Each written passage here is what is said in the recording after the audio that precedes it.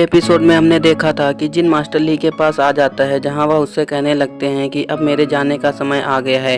इसलिए मैं तुम्हें एक बात बताना चाहता हूं कि तुम्हें अपने दोनों भाइयों को एकत्रित करना होगा, जिसकी वजह से अदर कंटिनेंट की फाइट में वो तुम्हारी हेल्प करेंगे। और यह कहकर वह गायब हो जाता है। और अब आगे इस एपिसोड की स्टार्टिंग में हमें जिन को दिखाया जाता है, जो कि अपने स्पिरिट के साथ गुफा में जा रहा था। तभी उसकी स्पिरिट कहने लगती है कि तुम्हें ऐसा क्यों लगता है कि इस गुफा के अंदर टेलीपोर्टेशन एरेना है। इस पर जिन कहता है कि तुम चुपचाप साथ चलो, क्योंकि मुझे पता है कि इस गुफा के अंदर एक डोरी डिज़ाइन है जिसकी सहायता से हम अदर वर्ल्ड में जा सकते हैं और लीज़ा को बचाया जा सकता है। ऐसा सोचकर वह आगे बढ़ते जाते हैं और दिखाया जाता है कि स्पिरिट और जिन जैसे ही गुफा के अंदर पहुंचते हैं, वहां उसे एक फॉर्मेशन क्रिएट होती दिखती है, जो कि टेलीपोर्टेशन एरेना के फॉर्मेशन से पूरी तरह सेम ही होता है। यह देखकर उसकी स्पिरिट कहने लगती है कि अब इसको कंप्लीट करने के लिए क्या करोगे? मैंने तुम्हें पहले ही समझा दिया था कि यहाँ आना किसी काम का नहीं है। इसको सुनकर जिन कहता है कि अरे तुम देखती जाओ। फिर हमें दिखाया जाता है कि वह अपनी पावर का यूज़ करते हुए वहाँ एक एनर्जी ले आता है, जो कि और किसी ने नहीं बल्कि उसके मास्टर ली ने दिया था। और जिनको यह बताया था कि इसका यूज करके तुम आउटर वर्ल्ड के लोगों के साथ फाइट कर सकते हो, क्योंकि यह तुम्हारी इसमें हेल्प करेगा और इसका यूज करके तुम किसी भी चीज़ को रिपेयर भी कर सकते हो।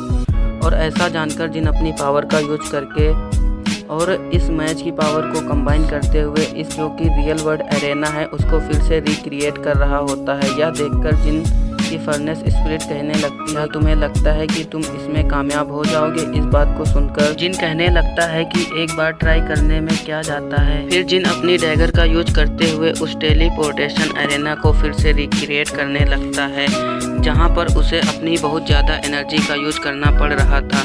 फिर थोड़ी देर बाद दिखाया जाता है जहां वह पूरी तरह सक्सेसफुल हो जाता है, क्योंकि वह टेलीपोर्टेशन एरेना पूरी तरह से रिक्रिएट हो चुका था और वह आउटर वर्ल्ड में जाने के लिए तैयार होता है। यह देखकर जिनकी स्पिरिट कहती है कि तुमने बहुत अच्छा काम किया है, क्योंकि मुझे तो नहीं लगता था कि तुम इसको फिर से रिक्रिएट कर पाओगे।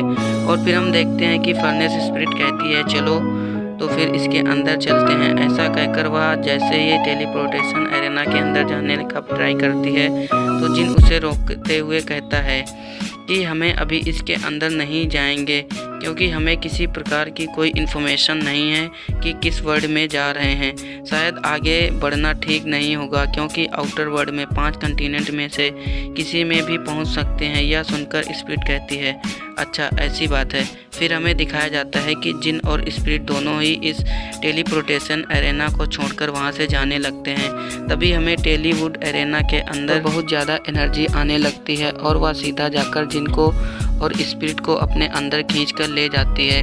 और बताया जाता है कि जिन और स्पिरिट दोनों टेलीपोर्टेशन के थ्रू एक अदर कंटिनेंट में आ चुके हैं। फिर हमारा जिन एक न्यू कंटिनेंट में आता है, जहां पर वॉरियर को देखते हैं जो कि व्यापारी से स्वॉर्ड खरीद रहा होता है और वह कहता है कि यह स्वॉर्ड कितने की है।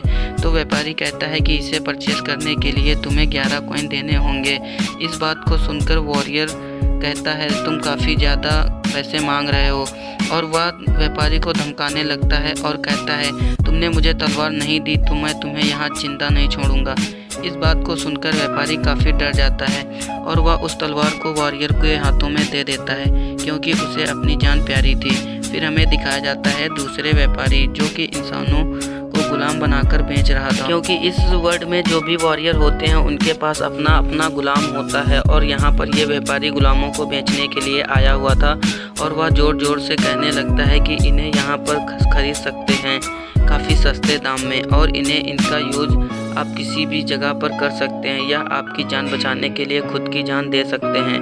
और यहाँ हम सभी गुलामों को देखते हैं जो काफ़ी ज़्यादा बौखलाए होते हैं। तभी हमारा मेन कैरेक्टर निकलता है। इसका बिहेवियर पूरी तरह से चेंज हो चुका था, क्योंकि वह दूसरे कंटिनेंट में आ चुका था। तभी हम जिन का दूसरा रूप देखते हैं। तभी जिन वहाँ से जैसे ही निकलता है तो व्यापारी सारे गुलामों को सेल कर रहा था। वह जिन के बीच में आ जाता है और उससे कहने लगता है आप इन्हें परचेस कर सकते हैं। इस बात को सुनकर जिन कुछ नहीं बोलता और जिन इन दोनों व्यापारियों को सबक सिखाना चाहता था, क्योंकि उन्होंने कमज़ोर लोगों को गुलाम बनाकर रखा हुआ था। इसलिए वह अपनी पावर का यूज़ करके उस व्यापारी पर अटैक कर देता है, पर अभी इस व्यापारी को कुछ भी समझ नहीं आया, क्योंकि जिन ने अटैक करके अपने रास्ते बढ़ने लगा था। फिर हमें दिखाया जाता है कि व्यापारी जिन की ऐसी हरकतों को देखकर काफ़ी ज़्यादा हैरान हो चुका था और फिर कहने लगता है कि मैंने ऐसा कोई वॉरियर नहीं देखा जो कि सैंड लेवल पर है और फिर भी अपने लिए कोई गुलाम नहीं रखना चाहता है।